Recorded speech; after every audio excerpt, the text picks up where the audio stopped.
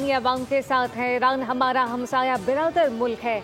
Israel ने Iran, फलस्तीन, Yemen को target बनाया हुआ है, जबकि वजीर दिफा खारजा आसिफ ने OIC इजलास बुलाने का मुतालबा कर दिया। कौमी असम्बली इजलास में इजहार ख्याल करते हुए कहा कि मुस्लिम दुनिया मुत्तहिद ना हुई और अपने एजेंडे के तहत मफादात का तहफ़्फ़ुज़ करती रही तो सबकी बारी आएगी। गैर मुस्लिमों के ज़मीर जाग रहे हैं, लेकिन मुसलमानों के नहीं। मुसलमान ममालिक मिलकर ऐसी स्ट्रेटजी बनाई जिससे इसराइल का मुकाबला किया जा सके। पाकिस्तान इसराइल से मुताल्लिक अपने मौक़िफ़ पर पहले दिन से मजबूती से खड़ा है। मुस्लिम उम्मा में जहाँ भी इसराइल के ताल्लुकात हैं, इनको मुनक़ता होना चाहिए।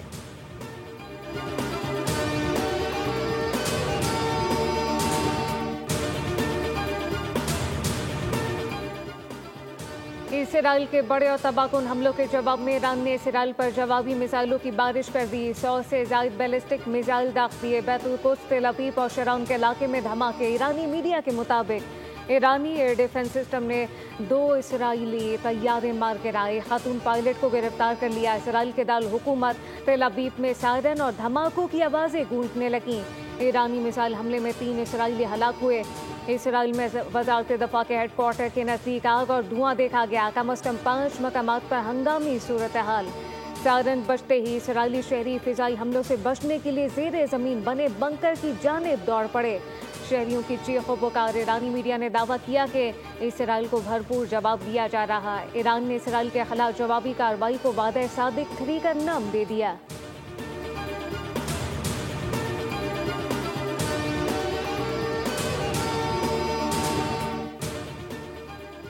बस्ती इसराइल पर ईरान के कामयाब हमले से तबाही मच गई। इसराइली कमांडर ने हलाकतों का एतराफ़ कर लिया। मीडिया से गुफ्तगू में बताया कि इमारतों का मलबा हटा रहे हैं। यहाँ कई इसराइली हलाक हुए और दर्जनों जख्मी हुए।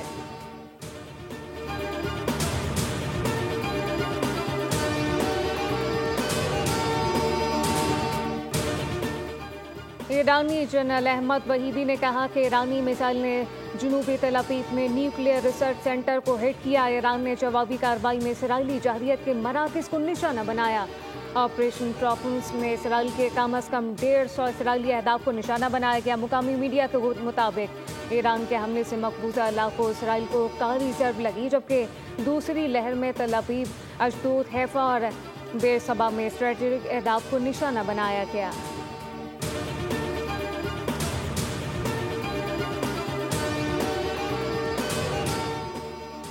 ईरानी सुप्रीम लीडर आयतुल्लाह खमनाई ने कौम के नाम पैगाम में कहा कि ईरान अपनी आंखें बंद नहीं कर रख सकता। सहूनी हुकूमत ने बहुत बड़ी गलती की। ईरान पर हमला इसराइल की संगीन लापरवाही है। इसके नताइज इसराइली हुकूमत को तबाही की तरफ लेकर जाएंगे। ईरानी कौम अपने शोहदा का खून रायगा नहीं जाने देगी। ईरान अपनी फ़िज़ाई हुदूद की खिलाफवर्जी नज़रअंदाज नहीं करेगा। उधर पासदारान इनकलाब ने कहा कि इसराइल पर जल्द ही खैबर मिसाइल दागे जाएंगे। दुनिया हैरान रह जाएगी। ईरानी फौज इसराइल में इन अहदाफ को निशाना बना रही है जहां से ईरान पर जहरियत की जा रही है। इसराइल की फौजी तंसीबात को निशाना बनाया जा रहा है। इसराइली बयानात के बरक्स ईरानी मिसाइल अपने अहदाफ को निशाना बना रहे हैं। ये बेगुनाहों का खून बहाए जाने का बदला लिया जा रहा है।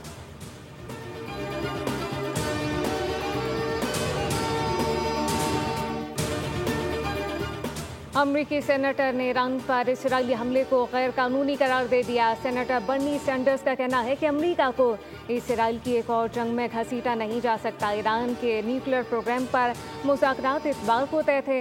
नेतन्याहू ने हमला कर दिया। उन्होंने कहा कि नेतन्याहू ने जंगबंदी के सबसे बड़े मुज़ाकरातकार को मारा है और अमरीका की सिफारतकारी को नीचा दिखाया।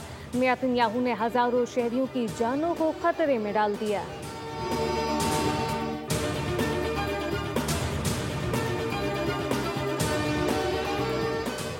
और मुल्क के मुख्तलिफ इलाकों में तेज़ हवा, गरज चमक के साथ बारिश या ओलाबारी की पेशगोई। महकमा मौसमियात के मुताबिक जनूबी इलाकों में मौसम शदीद गर्म खुश रहने के अलावा तेज़ गर्द आलूद हवाएं चलने का इम्कान।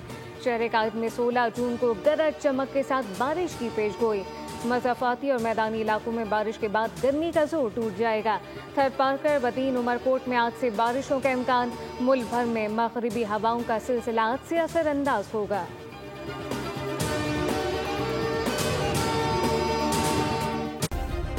सब्सक्राइब करें और बेल दबाएं ताकि कोई खबर रह न जाए।